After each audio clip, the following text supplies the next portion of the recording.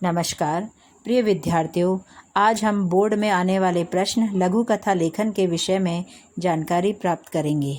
लघु कथा साहित्य की एक नवीन विधा है। यह आकार में लघु अवश्य होती है, लेकिन इसमें कथा तत्व पूर्णतः समाहित रहता है। किसी भी विशेष परिस्थिति या घटना को जब लेखक अपनी कल्पना का पुट देता है, तब लघु कथा का जन्म होता है। तो बच्चों, बोर्ड में लघु कथा का प्रश्न 5 नंबर का आता है। कुछ महत्वपूर्ण बिंदुओं का पालन करके आप पूर्ण अंक प्राप्त कर सकते हैं। आपको परीक्षा में लघु कथा हेतु कुछ संकेत बिंदु दिए हुए होते हैं। कहानी का विस्तार आपको संकेत बिंदु या दी हुई पंक्तियों द्वारा पूर्ण करना होता है।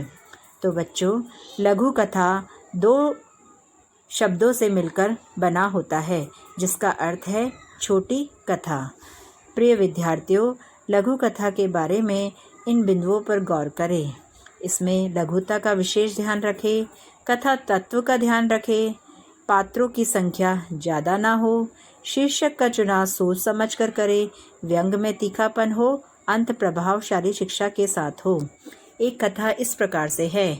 मिट्टी ने घट से पूछा, मैं भी मिट्टी तू भी मिट्टी, लेकिन पानी मुझे बहाकर ले जाता है और तुम पानी को अपने अंदर ही समा लेते हो। पानी तुम्हें गला भी नहीं पाता, ऐसा क्यों? घट ने हंसकर कहा, तुम्हारी बात सत्य है कि हम दोनों मिट्टी है, लेकिन मेरा जीवन संघर्षपूर्ण है। मुझे पहले पानी में भिगोया गया, पैरों से रौंदा गया, फिर कुम्हार ने चाक पर चढ़ाया। मैंने थपकी, चोट, तपन को सहा। इस प्रकार संघर्ष द्वारा मैंने पानी को अपने अंदर भर लेने की ताकत पाई है। इसी प्रकार मंदिर की सीढ़ियों पर चढ़े पत्थर ने मूर्ति से कहा, भाई तू भी पत्थर मैं भी पत्थर, लेकिन लोग तेरी पूजा करते हैं, मुझे पैरों से रौंदकर चले जाते हैं।